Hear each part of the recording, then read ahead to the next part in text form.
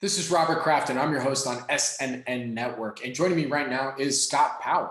He is the Vice President of Investor Relations for VolitionRx. He's also the CFO for Volition US, and it's a publicly traded company. The symbol is VNRX on the NYSE American. And you can actually catch Scott and Volition doing a presentation at our upcoming event, the SNN.Network Summer Virtual Event 2021, August 17th through 19th. Go to the website conference.snn.network to check that out and sign up. With that, Scott, good to see you. How you doing? I'm doing very well. Thanks, Bobby. Good seeing you, and thanks for having me back on the program. It's great to have you back. So the last interview that we did together, we published on, I believe it was April 16, 2021. So let's get an update. What's been going on at Volition? Sounds good. I think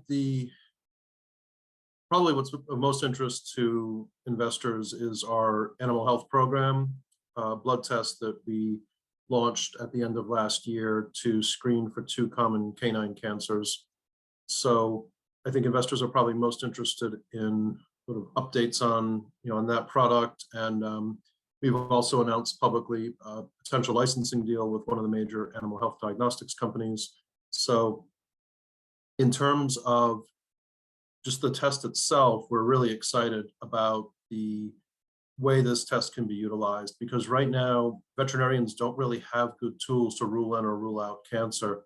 So if a canine comes to them sick, the symptoms could be cancer, they could be inflammation, they could be infection. The doctors don't really have good tools, at least not simple, inexpensive, non-invasive tools to rule in or rule out cancer. So a simple blood test like Volition's, it's a simple prick of the dog's ear. There's a little blood sample taken, sent to the lab, results in 2 or 3 days. And then both the vet and the canine owner would know, are the symptoms coming from an underlying cancer, or are they from a less lethal or less serious causal factor?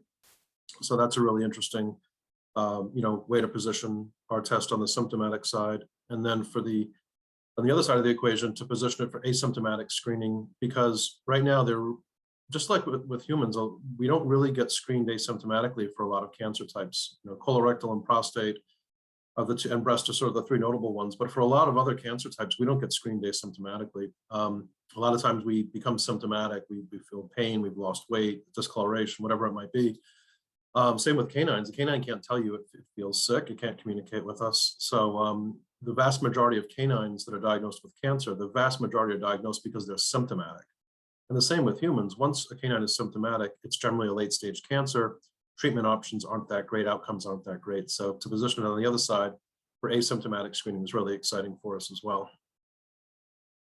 So tell us a little bit. So for the asymptomatic screening, I mean, you bring up a good point. I've seen dogs where, had family dogs where, it's just, as soon as they start showing symptoms, you're like, oh no, it's already too late, So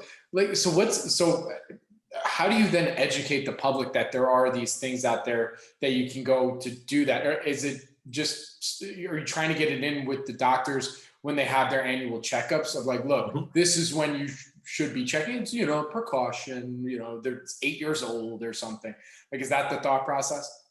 Exactly. You hit it on the head. Exactly. Then the age is age 7. So there are 20 million canines age 7 and older. You were right on target. That's the age at which canines in general become more predisposed to cancer. Same with humans. We get screened at age 45 in the US for colorectal cancer. I think it's age 50 for prostate cancer. So the trigger is for certain cancer types is age.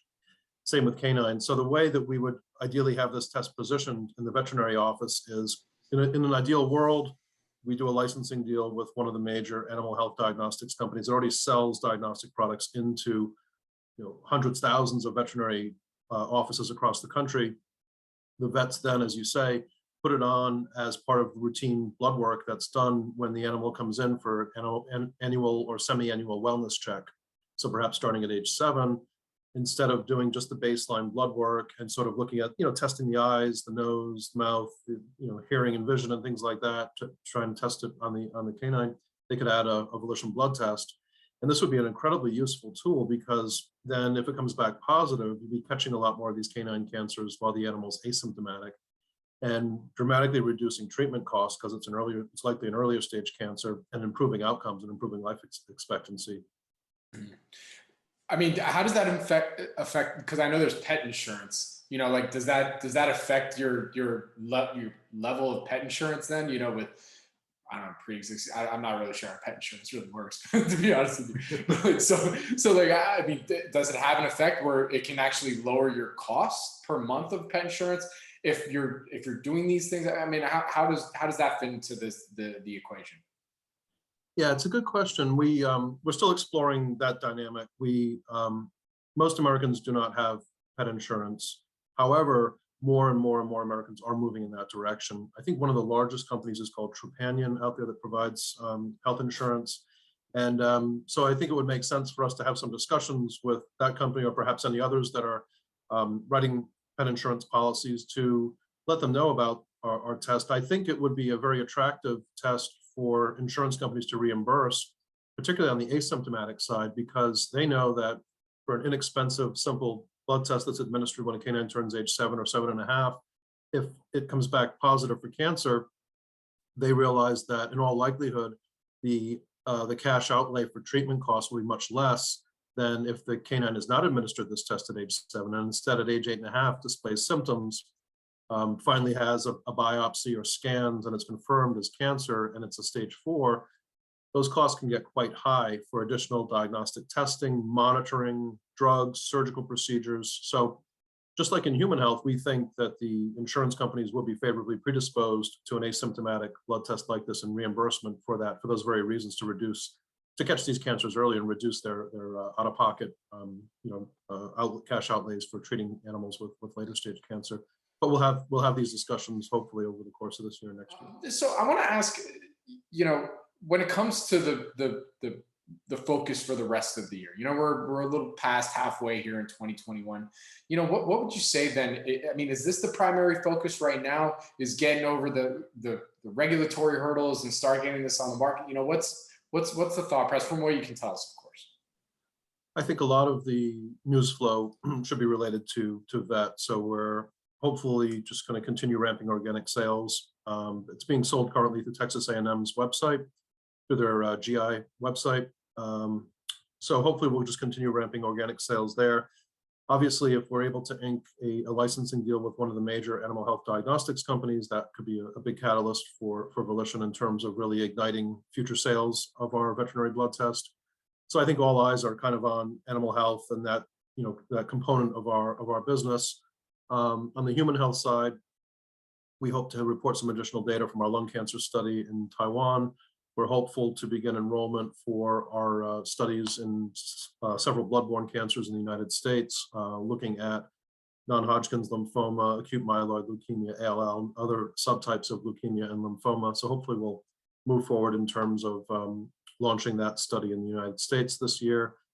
You know, we continuously move forward on the patent side. We're continuously filing patents, getting patents granted, and we're doing a lot of innovation through our R&D platform. So there could be some additional developments, really interesting scientific breakthroughs or developments on the R&D side. So I think those are really what investors should look for over the course of this year.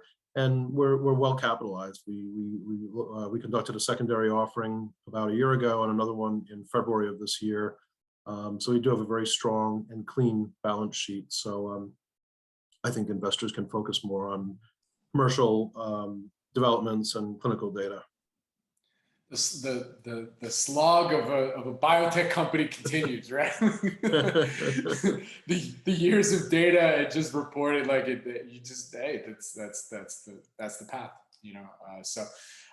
With that, Scott, where can our audience go and find more information on VolitionRx and just continue to follow along the story? Absolutely. Our website is www.volition.com, VOLITION.com. A lot of good information on the website, our corporate PowerPoint deck, some scientific research publications, interviews with our CEO and our chief scientific officer, some really great information on our technology and the science underpinning that.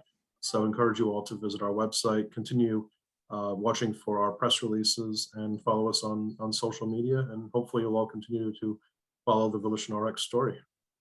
Very good. Well, Scott, as always, thank you for joining me today. I really do appreciate it. Good luck. Stay safe, and talk to you soon. Thank you, Bobby. Appreciate you having me on today. Thank you. Thank you.